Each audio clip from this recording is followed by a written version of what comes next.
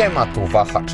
Nie ma co się dziwić, że Chery Tiggo 4 wzbudza zainteresowanie, bo mamy tutaj solidne wyposażenie, modne nadwozie crossovera, całkiem mocną hybrydę i to wszystko za około 100 000 złotych. Na papierze prezentuje się to naprawdę ciekawie. Ja zapraszam na test, gdzie powiem, jakie wrażenie zrobił na mnie ten samochód, gdy mogłem się nim normalnie przejechać kilkaset kilometrów. Tiggo 4 jest najmniejszym crossoverem w gamie Chery, przy czym jak na crossovera z segmentu B, porównując go do ogółu konkurencji, już wcale taki niewielki nie jest, bo mamy tutaj nadwozie o długości 432 cm i 183 cm szerokości. Z kolei cena Tiggo 4 to dokładnie 95 900 zł w podstawowej wersji nazwanej Essential albo 105 900 zł w testowanej przeze mnie topowej konfiguracji Prestige. Auto ma bardzo prosty cennik, bo do dwóch wersji wyposażeniowych dochodzi tylko jeden układ napędowy, czyli wspominana hybryda generująca 163 konie mechaniczne. Chery nie stawiało także na dywersyfikację w obszarze wyglądu, bo w obu odmianach auto prezentuje się tak samo. Mamy tutaj 17-calowe felgi, solidnych rozmiarów grill i ogólnie design samochodu powoduje u mnie wrażenie, że Tiggo 4 wygląda na droższe niż jest w rzeczywistości. Mówię tutaj głównie o przedniej części nadwozia, która jest masywna i z motywem zaczerpniętym z większego Tiggo 7 wygląda naprawdę ładnie. Tył jest dla mnie mniej ciekawy, jakby zabrakło trochę na niego projektantom pomysłu. Nie jest też zły, ale niejako sprowadza na ziemię w kwestii tego, z jakim samochodem mamy do czynienia. W cenie nowego Tiggo 4 wybierać można spośród dużej ilości aut używanych, których historia może być bardziej zawiła i aby ją zweryfikować, można skorzystać chociażby z raportu dostarczonego przez Car Vertical. Jak on działa, pokażę na przykładzie kilkuletniej Mazdy CX-5, która kosztuje porównywalnie do bohatera tego filmu. Punktem wyjścia jest podanie numeru VIN. Na jego podstawie generowany jest raport z różnymi kategoriami. Tutaj już na początku w dokumentacji zdjęciowej widać, że auto miało poważny wypadek. Są także informacje o tym, czy auto nie jeździło na taksówce albo czy nie zostało skradzione. Też co istotne, mamy wykres z udokumentowanym przebiegiem na przestrzeni lat. W tym przypadku wszystko wygląda ok. Wracając do uszkodzenia, które pokazywałem, to są też dokładniejsze informacje o nim. Widać, kiedy miało ono miejsce, ile mniej więcej kosztowało naprawa, a ogólną historię pojazdu prześledzić można na osi czasu, więc zestaw informacji jest kompleksowy. Kupując używane auto, warto moim zdaniem rozważyć wygenerowanie takiego raportu. Na pewno pomoże on w podjęciu decyzji, a dodatkowo z kodem WTV widzowie kanału uzyskają rabat 30% na tę usługę. Też jeśli historia pojazdu będzie czysta, to Car Vertical zwróci środki przeznaczone na raport.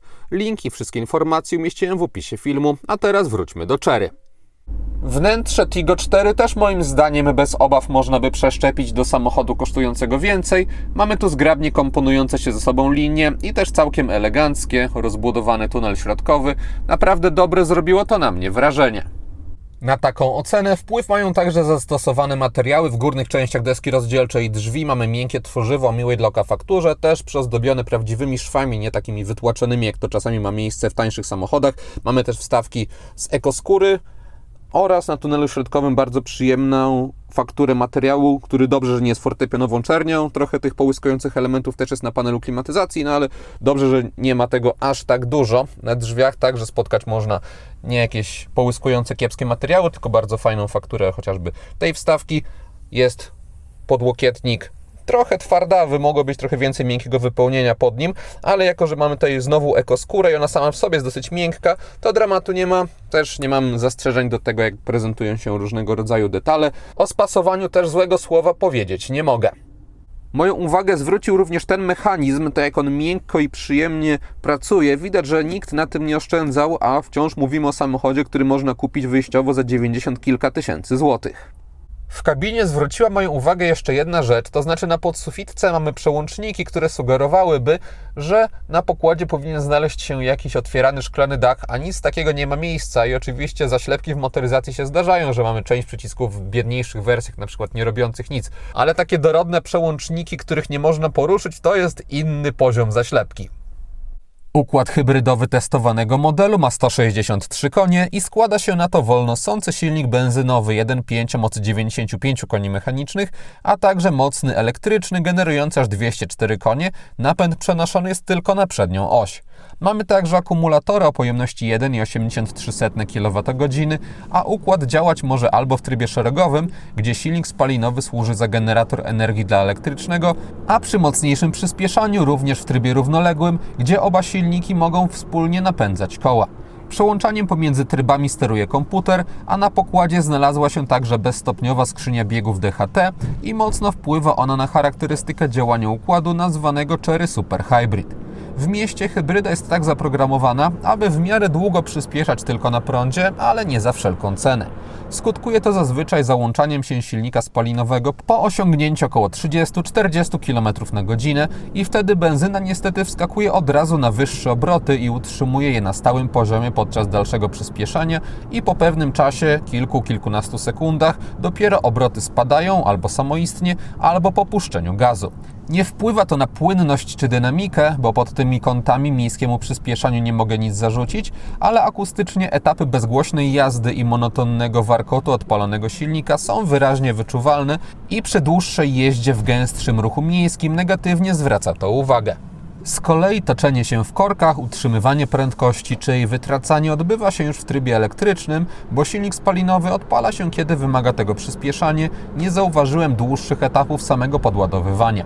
Częste wygaszanie benzyny skutkowało spalaniem w Warszawie, które uzyskiwałem w okolicach 5 litrów na 100 km przy temperaturze w trakcie testu w okolicach minus 10 stopni. Na zwykłych drogach poza miastem silnik pracuje bardziej regularnie, to znaczy w trybie EV jeździć można wyłącznie na krótkich dystansach utrzymując prędkość, a jakieś chociaż trochę wyraźniejsze przyspieszenie wybudza benzynę. W przedziale 60-90 km na godzinę nie wskakuje ona już jednak na podwyższone obroty od razu, tylko zdają się one rosnąć bardziej naturalnie, co w połączeniu z pojawiającym się ogólnym większym hałasem powoduje, że wtedy układ hybrydowy dla mnie brzmiał w porządku, przy czym efekt stałych obrotów przy lekkim zwiększaniu prędkości dało się wychwycić. Niemniej jednak hybryda zapewniała wtedy bardzo dobrą płynność oraz spalanie w okolicach 5,5 litra. Po wciśnięciu gazu czuje się udział silnika elektrycznego, który upłynnia cały proces, też skrzynia premiuje płynność ponad gwałtowne reakcje. Tak wygląda przyspieszanie samochodu od 0 do setki.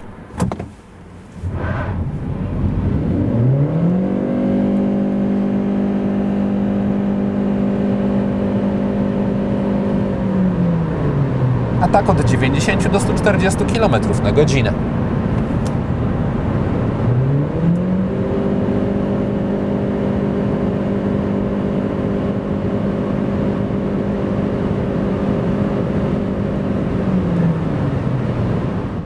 Nagrania przyspieszania powstały w trybie sportowym, poza tym w samochodzie występuje wyłącznie tryb Eco i brakuje moim zdaniem jakiegoś środkowego, np. Normal, ponieważ sport zbyt wyczula pedał gazu do codziennej jazdy, a z kolei Eco zdaje się przesadnie przymulać cały układ.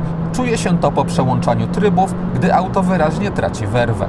W każdym razie, nawet jadąc na Eco, można uzyskać rozsądną i wystarczającą jak dla mnie do mniejszego crossovera dynamikę, o ile jedzie się do okolic 120 km na godzinę. Później, jak było widać na nagraniu, auto wyraźnie zaczyna słabnąć i osiągnięcie 140 km na godzinę jest w nim pewnym wyzwaniem. Też katalogowa prędkość maksymalna to 150 km na godzinę i z tego wynika, że układ Chery Super Hybrid w Tiggo 4 nie był zdecydowanie projektowany pod wysokie prędkości. Na drogach ekspresowych też negatywnie daje o sobie znać sposób pracy benzyny, bo wkręcana jest ona przez bezstopniową skrzynię na wysokie obroty, nawet przy lekkim wciśnięciu gazu, takim bardziej, by utrzymywać prędkość, a nie przyspieszać, a po odpuszczeniu prawego pedału obroty szybko spadają, a później znowu rosną i spadają i tak dalej i po kilkunastu kilometrach jazdy ekspresówką zaczynało mnie to irytować. Do tego na drogach szybkiego ruchu robi się znacznie głośniej w kabinie też od otoczenia, zatem pomimo z pozoru dobrej mocy na każdy rodzaj dróg, wyraźnie testowane Chery jest przeznaczone do jazdy miejsko-podmiejskiej optymalnie do okolic 100 km na godzinę. Na ekspresówkach też oczywiście można nim podróżować, ale radzi sobie na nich znacznie gorzej. Też więcej pali, bo przy 120 km na godzinę średnio 7,5 litra. Projekt kierownicy w czwórce jest taki sam jak w innych większych modelach Chery, co oznacza niestety obecność połyskującego tworzywa na przyciskach, które będzie bardziej się brudzić niż jakieś matowe. Też te przyciski nie są od siebie fizycznie oddzielone, tylko mamy jedną taką płytkę. Na szczęście ona się fizycznie ugina, więc łatwo można załapać, czy coś wcisnęliśmy, czy nie. No i też te przyciski mają dla siebie odpowiednio dużo miejsca. Z lewej strony steruje się asystentami bezpieczeństwa, mamy też programowalny przycisk. Z prawej strony obsługuje się komputer na zegarach, a także system audio. Do intuicyjności rozmieszczenia już nie mam zastrzeżeń. Ekrany w testowanym modelu mają po 12,3 cala, mamy w nich motyw nocny albo dzienny, może się to też automatycznie przełączać w zależności od natężenia światła. Ja dla klarowności nagrań będę pokazywał, jak się wszystko tutaj ma na motywie dziennym. Na zegarach można też zmienić sobie szatę graficzną, albo bardziej minimalistyczna może być, albo bardziej klasyczna z tarczami, ale jeśli chodzi o kwestie funkcjonalne, to można modyfikować tylko to, co będzie w prawej tarczy. Mamy te podstawowe wskazania związane z działaniem samochodu, więc nie ma szału, ale to nie byłoby jeszcze złe, ponieważ dostęp tych wszystkich informacji tutaj, albo jak się wrzuci bieg, to wtedy na środku pojawiają się wskazania z asystentów bezpieczeństwa. Nie jest źle, ale zły jest za to komputer podróżny, ponieważ mamy tam możliwość tylko wskazania średniego spalania z ostatnich 50 km. Nie ma takiego komputera samodzielnie resetowanego ze spalaniem A i B czy coś w tym stylu. Można sobie zresetować komputer, ale wtedy tylko zresetuje się średnia prędkość i przebieg, a spalania nie. Dla mnie rozwiązanie kompletnie bez sensu. Na plus oceniam za to obecność fizycznego panelu klimatyzacji. Nie jest on idealny pod kątem estetycznym, bo mamy tutaj po prostu taflę czarnego połyskującego plastiku. Też pod kątem funkcjonalnym mógł być lepszy, ponieważ wszystkie przyciski są dotykowe i one w przeciwieństwie do tych na kierownicy nie dają jakiejś informacji zwrotnej, nie uginają się, nie wibrują, tylko po prostu trzeba bardziej świadomie w to wszystko celować. No ale jak na współczesne standardy wciąż brak konieczności zaglądania do menu, żeby coś tam zestroić związanego chociażby z temperaturą. Wypada ocenić pozytywnie, tym bardziej, że też nie jest źle, bo te przyciski są odpowiednio wszystkie od siebie oddalone, co ułatwia wcelowanie we właściwe. Dziwnie za to klimatyzacja działa, to znaczy gdy ustawiałem temperaturę w przedziale od maksimum do 16 stopni, to wciąż z nawiewów leciało wyraźnie ciepłe powietrze, a gdy przeszedłem o 1 stopień na dół na LO, to zaczynało lecieć chłodne, jakby brakowało umiarkowanych stopni pomiędzy. Przy dużych mrozach w sumie ogrzewanie i tak było wymagane, ale nie wiem jak klimatyzacja zachowa się przy wyraźnie cieplejszej pogodzie. Ja nie miałem możliwości tego sprawdzić, ale jeśli ktoś na przykład będzie myślał o Tiggo 4 w przyszłości, chociażby w czerwcu, i sprawdzi ten film, to na jeździe próbnej polecam zwrócić uwagę na zachowanie klimatyzacji. Panel klimatyzacji nie ma też żadnych wyświetlaczy, więc aby śledzić informacje z tym związane, trzeba obserwować ekran środkowy. Też gdy się dowolną rzecz zmieni na tym panelu, to odpala się taki pełnoekranowy na 10 sekund. Mogłoby to moim zdaniem chociażby przy zmianie temperatury pozostawać na tej belce dolnej, no ale te 10 sekund da się przeżyć. Mamy też, jeśli ktoś chciałby z tego panelu korzystać, to moim zdaniem rozsądnie zaprojektowane wszystkie kontrolki. Poza tym system obsługuje bezprzewodowo Android Auto, Apple CarPlay i jest to moim zdaniem najrozsądniejszy scenariusz taki na co dzień korzystania z niego, ponieważ na tej przekonnej to wszystko dobrze jest widoczne, a fabrycznie nie jest wyposażone Tiggo 4 w nawigację, zatem to, co przygotowało Tiggo, jeśli chodzi o programowanie, jest standardowe. Mamy obsługę telefonu, systemu audio, też takie udogodnienia, jak chociażby belkę wysuwaną od góry z różnymi skrótami. Są także rozbudowane ustawienia i one akurat zwracają trochę uwagę, ponieważ jest ich bardzo dużo i przy mnogości niektórych kategorii one mogłyby być moim zdaniem trochę mniej graficzne, bo ile mamy po prostu 2 wskazania, to jest ok, ale jeśli wejdziemy w ustawienia bezpieczeństwa i przewijamy się, i przewijamy dalej, to wolałbym zamiast tych wszystkich efektownych grafik mieć po prostu więcej tych informacji z listy na jednym ekranie, bez konieczności przewijania, no ale ogólnie nie jest to jakiś wielki problem, ponieważ to się dostraja z grubsza raz, całość działa też szybko, jak widać, i do sposobu obsługi nie mam zastrzeżeń. Pod ekranem mamy kilka już fizycznych przycisków do sterowania systemem audio, czy też zmiany trybów jazdy oraz, co istotne, jest też przycisk domowy, dzięki któremu można w łatwy sposób przełączyć się z interfejsu Android Auto na oprogramowanie Cherry. Jeśli chodzi o zdolności ładujące, to z przodu mamy 2 USB, jedno w standardzie A, drugie C, ukryte w przestrzeni pod tunelem środkowym. Z drugiej strony mamy 12V. Wkładanie kabli przy takim projekcie jest utrudnione np. podczas jazdy, ale gdy już są one włożone, no to można te kable łatwiej nie trzymać na widoku. Z tyłu mamy jedno USB w standardzie A, przy tylko jednym porcie w drugim rzędzie zdecydowanie wolałbym, aby był on w standardzie C. Największe przewidziane do Tiggo 4 ekrany są w tym modelu zawsze w standardzie, a kamery 360 stopni dochodzą od wersji Prestige. Producent nazywa je 540 stopni, bo na podstawie ruchu komputer czyni samochód przezroczystym i symuluje, co powinno znajdować się pod podwoziem, ale jest to bardziej bajer i termin marketingowy. To, co się liczy, to przyzwoita jakość tych kamer, bez żadnych szaleństw, ale jak na półkę cenową nie ma się do czego przyczepić, też mamy sporo różnych widoków do wyboru, więc funkcjonalność jest ok. Testowane Chery jest dosyć kanciaste, co w połączeniu z niezbyt dużymi ogólnymi wymiarami powoduje, że manewrowanie tym samochodem nie jest przesadnie trudne. Tym bardziej, że przy niskich prędkościach kierownica stawia niewielki opór. Wraz ze wzrostem tej prędkości zwiększa się on także trochę i jadąc poza miastem auto prowadzi się przewidywalnie i kierownica nie pracuje zbyt lekko. Mamy też tutaj upłynnione reakcje na jej ruchy, ale bez wyraźnych opóźnień, więc Tiggo 4 prowadzi się bardzo neutralnie, co w aucie tego typu nie uważam za wadę, ale fakt zostaje, że jest to typowy model, aby dotrzeć z punktu A do B i nie myśleć o tym.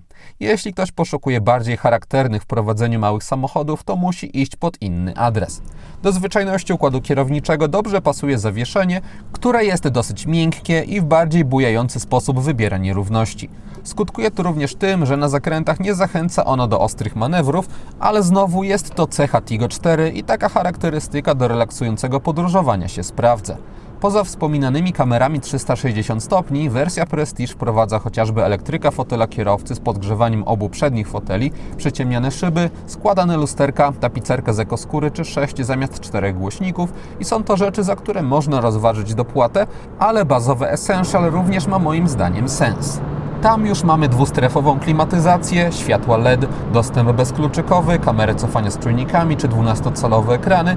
Zatem, aby użytkować to auto bez żalu, że się nie dopłaciło, jest to moim zdaniem wystarczający zestaw. Na dekoracyjne oświetlenie wnętrza Tiggo 4 składają się LEDowe paski na drzwiach, a także na desce rozdzielczej. Nie są one jakieś bardzo wyraziste, ale trochę efektu robią. Nie ma za to żadnych bardziej rozproszonych źródeł światła niestety, chociażby w przestrzeniach na nogi. Można modyfikować kolorystykę albo z przygotowanych barw tych dekoracyjnych elementów, albo powiązać ją z aktualnie graną muzyką, wtedy te barwy się zmieniają. Mamy możliwość również sterowania intensywnością, a instrumenty pokładowe już niezmiennie podświetlone zostały na kolor biały, który zapewnia odpowiednią czytelność. Sterownik lusterek na drzwiach nie doczekał się podświetlenia, na szczęście jest to jedyny tego typu brak. Przednie światła testowanego Chery mają dosyć prosty, ale zgrabny projekt z poziomymi lampami głównymi, z 2 mniejszymi pionowymi segmentami oraz pojedynczym większym na dole. Występują także na froncie dynamiczne kierunkowskazy. Wszędzie w tym aucie mamy LEDy, tak wyglądają one w kierunkowskazach w lusterkach. Z tyłu spotkać można najbardziej wymyślny design świateł w całym Tiggo 4 i efekt jest moim zdaniem ładny i ogólnie stylistyka oświetlenia testowanego Chery wypada ok, zwłaszcza nie można na nią narzekać, biorąc pod uwagę cenę samochodu. Światła Tiggo 4 to zwykłe statyczne LEDy, które zostały umieszczone w odbłyśnikach. Ich precyzja pozioma odcinania obszaru jasnego od ciemnego wypada przeciętnie, ale za to obszar bezpośrednio przed samochodem jest odpowiednio oświetlony, zatem do mocy nie mogę się przyczepić. Na tylnej kanapie po ustawieniu przedniego fotela pod siebie, na nogi mam taki niezbyt duży, ale bezpieczny zapas wolnej przestrzeni. Tiggo 4 nie ma opadającej linii dachu i to procentuje w przypadku ilości miejsca nad głową, ponieważ na konkretnie się prostując od podsufitki dzieli mi jeszcze taki solidny margines. Tunel środkowy jest w testowanym modelu praktycznie niewystający. Na tylnej kanapie w testowanym modelu spotkać można rozkładany podłokietnik. Bagażnik Tiggo 4 ma 430 litrów pojemności, dostajemy tutaj niski próg załadunkowy, całkiem spory otwór, a także bardzo dziwną nieregularność jeśli chodzi o kształty, ponieważ jak widzicie jest wypukłość na podłodze i jest ona spowodowana tym, że pod podłogą ukryty został akumulator i przy przewożeniu jakichś większych przedmiotów, które powinny leżeć na płasko, może to mocno dokuczać. Poza tym po bokach kufra mamy po haczyku na jakieś torby i to by było na tyle. Poza przestrzenią na akumulator, którą pokazywałem, pod podłogą mamy tylko kilka płytkich przegródek. Maksymalne zdolności ładunkowe samochodu to 1190 litrów, podłoga składa się w nim z grubsza na płasko, jedynie z delikatnym uskokiem. Podsumowując, Chery Tiggo 4 to jak dla mnie zwykłe auto, które może niczym szczególnym się nie wyróżnia, ale też nie zauważyłem w nim żadnych dyskwalifikujących wad i biorąc pod uwagę cenę i chociażby to, jakie wyposażenie czy jakość wykonania kabiny za te pieniądze oferuje, ma zdecydowanie argumenty, aby zainteresować osoby, które potrzebują właśnie takiego normalnego, mniejszego crossovera, nie oczekując od niego cudów, a bardziej nie chcąc wydawać zbyt dużo. Osobom jeżdżącym głównie w trasy na drogach szybkiego ruchu Tiggo 4 odradzam, bo jego układ napędowy tylko na papierze ze sporą mocą wydaje się dobry w takie warunki, a w rzeczywistości wypada w nich nadspodziewanie kiepsko. Przy bardziej mieszanym sposobie użytkowania testowane Chery daje radę i mając ograniczony budżet na auto tego typu, zdecydowanie warto się nim zainteresować. I to wszystko, co przygotowałem o Tigo 4. Dziękuję za uwagę i mam nadzieję, że jego test się podobał. Jeśli tak było, zachęcam do dania temu filmowi łapki w górę, będzie mi z tego powodu bardzo miło. A jeśli ktoś nie ma, to zapraszam również do subskrypcji kanału, ponieważ kolejne materiały na Wahacz TV pojawią się wkrótce. Na razie!